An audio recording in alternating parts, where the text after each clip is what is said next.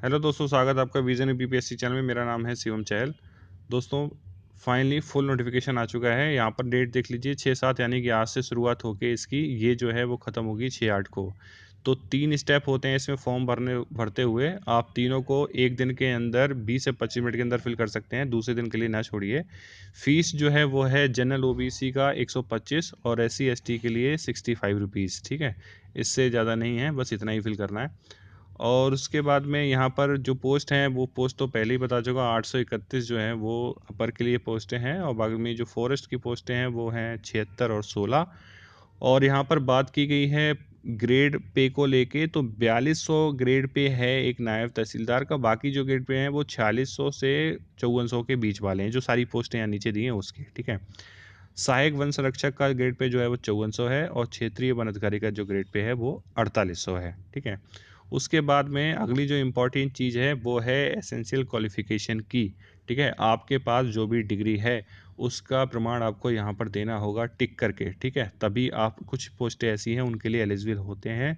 अगर आप ऐसा नहीं करते तो आपके लिए काउंट नहीं किया जाता जब प्री का रिजल्ट आता है और मेंस का आप फॉर्म भरते हैं। ठीक है, तो याद रखिए, जिसके पास लॉ की डिग्री हो वो उपनिबंधक सहायक अभियोजन अधिकारी के लिए एलिजिबल होता है। VSA के लिए एलिजिबल आप तभी हैं, DIOs के लिए एलिजिबल आप तभी होते हैं जब आपके पास में पोस्ट ग्रेजुएशन की डिग्री होती है। जो जिला गन्ना अधिकारी की, हालांकि किसी के पास अगर डिग्री है और इंटरव्यू में अगर उनको कॉल हो रहा है, तो इसका मतलब ये नहीं कि गन्ना जिलाधिकारी का पोस्ट उनको एलिजिबल, वो लोग वो उसको कर सकते हैं। इसीलिए एसेंशियल क्वालिफिकेशन माना जाता है कि आप पहले बताइए कि आपके पास ये डिग्री है। ठीक है, तो ये मस्ट है। आप अगर नहीं भरेंगे तो आपका नुकसान होगा। ठीक है, तो इसमें बहुत ही ध्यान से भरना है आपको। साथ में 2013 के जो CSET के इफेक्टेड वाले लोगों के लिए बात की गई, तो उसमें एक अटेम्प्ट जो है इस बार दिया गया है। 2018 का जो फॉर्म है वो लोग भर सकते हैं। अब मेन इम्पॉर्टेंट है हमारे सेम जो सिलेबस है जो प्री का, उसमें कोई चेंजेस नहीं है। वही जो 33% का जो चेंजेस, जो सेकंड पेपर में जो क्वालिफाइंग होता है, वो बताया जा रहा है कि दोनों पेपर आपको देना है, कंपलसरी है। जाहिर सी बात है, दोनों देने पड़ेंगे। लेकिन सबसे मोस्ट इम्पॉर्टेंट है हमारा मेंस का सामान्य हिंदी 150 नंबर, निबंध 150 नंबर। उसके बाद में जो चारों पेपर हैं, चारों पेपर के लिए सबसे बड़ा एक ही क्वेश्चन बनने वाला है कि ये जो क्वेश्चन होंगे वो क्या मल्टीपल चॉइस होंगे? नहीं, मल्टीपल चॉइस नहीं होंगे, रिटेन एग्जाम होना है। ठीक है, जैसा सेम UPSC का होता है, मल्टीपल चॉइस नहीं होंगे। ठीक है, यही क्वेश्चन सबसे ज़्यादा बनने वाला है। तो ये जो पेपर है, जैसे मल्टीपल चॉइस तो प्री में हो गया, अब मेंस में उसका कोई काम नहीं है। अभी तक यही चलता था, इसी चीज़ को हटाने के लिए इसको लाया गया है। ठीक है, तो यहाँ पर एक चीज़ और जो दिया हुआ है कि जो हिंदी का पेपर है उसमें जो है सर, मतलब आयोग निर्धारित करेगा कि कितना एक नंबर होना चाहिए। उससे कम नंबर आएगा तो आपकी अगले की जो कॉपियाँ हैं वो चेक नहीं की जाएंगी, ऐसा इन्होंने बोला है। जैसा कि UPSC करता है इंग्लिश का और हिंदी के साथ में, कि इतना नंबर नहीं लाए तो आपकी आगे की कॉपी चेक नहीं होती। हालांकि इतनी दिक्कत नहीं होगी। तो यहाँ पर फिलहाल वो कॉपी किया गया है वहाँ से, उन लोगों ने बोला है कि हाँ ऐसा ऐसा होना चाहिए। उसके बाद में 3 घंटा प्रश्न पत्र का जो दिया जाएगा। इनमें बात जो सारे के सारे जितने भी हैं वो 3 घंटे वाले हैं। ठीक है, ऑप्शनल के साथ जोड़ के, क्योंकि अब मल्टीपल चॉइस वाला काम तो ख़त्म हो गया। ऑप्शनल लेकिन एक कर दिया गया, ये भी एक चेंज हुआ है अपने आप में। ऑप्शनल में भी कुछ चेंजेस किए, जैसे डिफेंस को बहुत ज़्यादा ब्रॉड कर दिया। ठीक है, पहले इतना ब्रॉड नहीं था, मतलब थिंकर्स में पहले जो है गांधीयन पूछा जाता था, अब तो नेहरू को भी जोड़ दिया। ठीक है, शांति के लिए। तो ये सारी एक वीडियो अलग से बना दूंगा मैं उसके ऊपर। फिलहाल चेंजेस ये हो गए। बाद में डिफेंस भी है और सोशल वर्क भी है। ठीक है, दोनों ऑप्शन नहीं छोड़े हैं, मतलब हटे नहीं है। और यहाँ पर जो जुड़ा है वो जुड़ा है मेडिकल साइंस। ठीक है, तो एक ऑप्शन बढ़ गया, एक ऑप्शन फिलहाल रह गया, मतलब बढ़ गया, मतलब संख्या 34 हो गई मिलके। और इस 2 की जगह अब एक ऑप्शन कर दिया गया है। ठीक है, उसके बाद में जो दिया हुआ है यहाँ पर वन अधिकारी का जो सेम है वो वही 2 घंटे। तो यहाँ पर प्री में कुछ ऐसा चेंज लग रहा था कि कुछ होगा, कोई चेंजेस नहीं है। जो क्वेश्चन आने थे वो 150 आते थे, 150 आएंगे। जो सेकंड पेपर में 100 आते थे वो 100 आएंगे। ठीक है, तो वो क्वेश्चन में जो संख्या में जो हो रहा था कि क्वेश्चन की जो संख्या है वो चेंज हो सकती है, तो ऐसा कुछ भी नहीं है। अब बात करते हैं मेंस के सिलेबस की। देखिए, मेंस के सिलेबस में बात हो रही थी, मैंने एक वीडियो बनाया था कि ये तो बहुत लोगों ने कहा था कि ये तो कहीं से कॉपी है, ये UPSC वालों का कॉपी कर लिया है इसने, बेवकूफ़ बना रहा है। तो अब भाई लोग तुम देख सकते हो, जो मैंने तो टेलीग्राम में जो ग्रुप है हमारा, उसमें भी मैंने लिंक डाल रखा है। आप वहाँ से जाके वॉच कर सकते हो, इस सिलेबस को भी देख सकते हो। ठीक है, अब यूपीएससी का सिलेबस मतलब यूपीपीसीएस का सिलेबस तो मैं लेके आऊँगा नहीं वहाँ से जाके कि भाई कार्मिक मंत्रालय निकाल के मेरे को दे दीजिए, अब मैं यहाँ पे डाल दूँगा, तो ऐसा नहीं होता।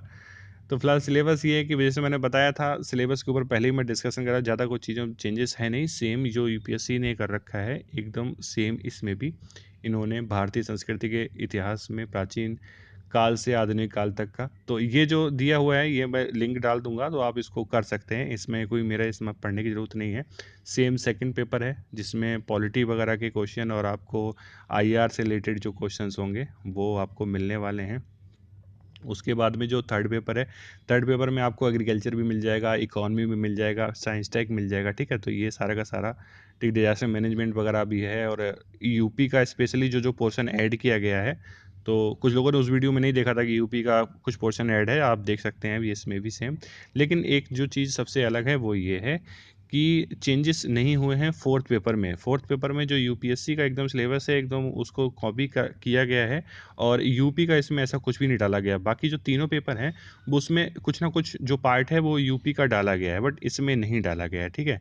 तो ये तो बात रही हमारे जो पेपर हैं, फोर पेपर, उनके बारे में। अब हम लोग बात करेंगे जो चेंजेस हुए हैं हमारे सोशल वर्क और डिफेंस में, ठीक है। अच्छा, सोशल वर्क डिफेंस से पहले एक जो फॉरेस्ट वाले एग्ज़ाम होते हैं उनको भी हम लोग देख लेंगे, उसका भी नीचे चेंजेस दिया हुआ है। तो देखिए अब बात करते हैं हम लोग रक्षा अध्ययन की। तो रक्षा अध्ययन में देखिए पहले आप देखेंगे कि सारी चीज़ें डली हुई थी, लेकिन वो एक सिस्टम से नहीं डली हुई, तो पता नहीं लगता था कि कौन सा क्वेश्चन क्या बनेगा। इस बार उन्होंने क्या किया, शताब्दी वाइज भी चेंज कर दिया, ठीक है। 19वीं शताब्दी तक क्या, फिर 19वीं शताब्दी के बाद क्या, ठीक है। तो ये सब चीज़ें उन्होंने चेंज की हैं। और मुझे लगता है पहले एक लाइन में दिया था, इस बार बुलेट्स पॉइंट में सब करके रखा है, तो थोड़ा इसलिए भी बड़ा लग रहा है सिलेबस, ठीक है। सेकंड पेपर में जो चेंज किया है, द्वितीय मार्जर पारंपरिक और परमाणु शस्त्र, उसके बाद में एक्चुअली क्या था, जब सिलेबस सामने था और पिछली बार से जब जो हो रहा था, तो सिलेबस में क्या क्लियरिटी नहीं थी कि कौन कौन से उसके अंदर कौन कौन से पॉइंट्स जो हैं आ सकते हैं। लेकिन इस बार जो जिस तरह से सिलेबस को पूरे अच्छी तरह डिफाइन करके दिया है इन लोगों ने, तो इस बार पढ़ने में आसानी होगी, ठीक है। तो जैसे थिंकर्स में इन्होंने देखा है कि जवाहरलाल नेहरू की राष्ट्रीय विकास और गुटनिरपेक्षता पर विचार कीजिए। हालांकि पहले था ये सिलेबस में, ऐसा नहीं कि सिलेबस में था नहीं, लेकिन ऐसा लग रहा है कि इस बार ज़्यादा क्लियर कर दिया है, ठीक है। स्टूडेंट जब पढ़ेगा तो उसको पता है कि ये टॉपिक है, इन पे मेरे को बहुत अच्छे से पढ़ के जाना है, ठीक है। तो ये चीज़ मुझे अच्छी लगी इस बार सिलेबस में, कि थोड़ा सा ये लग रहा है कि वो थोड़ा बड़ा लग रहा है, लेकिन बड़ा नहीं है। जो चीज़ें हैं वो कुछ छुपी हुई चीज़ें थी, जिससे ऐसा लगता था कि हर बार एग्जाम में कि यार ये तो सिलेबस में नहीं दिया, ये पता नहीं कहाँ से पूछ लिया, ठीक है। सेम सोशल वर्क के साथ में भी है कि इस बार इसको भी मतलब कुछ ऐसा चेंजेस नहीं है जो पहले था, कुछ कुछ एक दो टॉपिक का है, हो सकता है थोड़ा बहुत चेंज हो, ज़्यादा फिलहाल चेंजेस नहीं है, क्लियर करने की ज़्यादा कोशिश की गई है, ठीक है।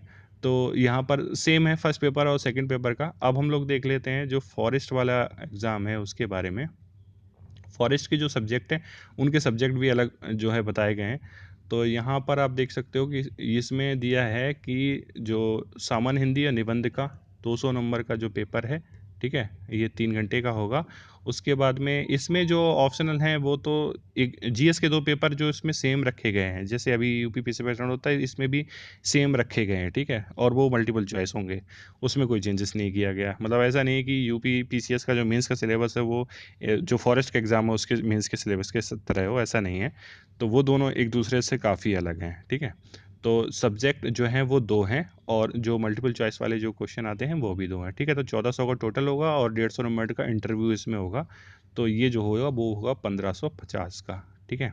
इसके जो ऑप्शनल हैं दोस्तों वो उसमें देखो, एग्रीकल्चर हो गया, और एग्रीकल्चर इंजीनियरिंग हो गया, वनस्पति विज्ञान, रसायन इंजीनियरिंग, उसके बाद सिविल इंजीनियरिंग, वानिकी, भू विज्ञान, सांख्यिकी, प्राणी विज्ञान, पशुपालन, उद्यान और पर्यावरण, ठीक है। तो ये सारे के सारे सब्जेक्ट हैं जो इसमें आएंगे। तो ये इसका अपना एक अलग है सब्जेक्ट का। और जो ऊपर दिखाए थे मैंने आपको, वो सारे के सारे जो थे वो यूपी पीसीएस के थे, ठीक है। तो दोस्तों सिलेबस अब अच्छा खासा बढ़ चुका है। तो इतनी सिलेबस के लिए अगर आप यूपीएससी का जितना भी जो भी मैटर है, अगर आप उसको कलेक्ट करना स्टार्ट करें और थोड़ा थोड़ा करके उसमें जो है ऐड करना शुरू करें, अपने पास से शॉर्ट नोट्स बनाएं। क्योंकि इसमें क्या होगा, सबसे ज़्यादा ज़रूरी है कि आप ज़्यादा से ज़्यादा रिवीजन करें, ठीक है। मतलब आपके पास में 1 से 1.5 पेज के अंदर हर टॉपिक के ऊपर नोट्स होना चाहिए, और बुलेट्स पॉइंट में होना चाहिए, जिससे कि ज़्यादा चीज़ें एक पेज के ऊपर आप लिख सकें और उसको बार बार रिवाइज़ कर सकें। क्योंकि रिवाइज़ करना सबसे ज़्यादा इंपॉर्टेंट है, कि अगर आपको याद ही नहीं रहेगा तो आप मेंस में लिखेंगे कैसे, ठीक है? तो ये आपके लिए बहुत ज़्यादा इंपॉर्टेंट है। तो दोस्तों इस वीडियो में इतना ही, मिलता है अगली वीडियो में। Thank you.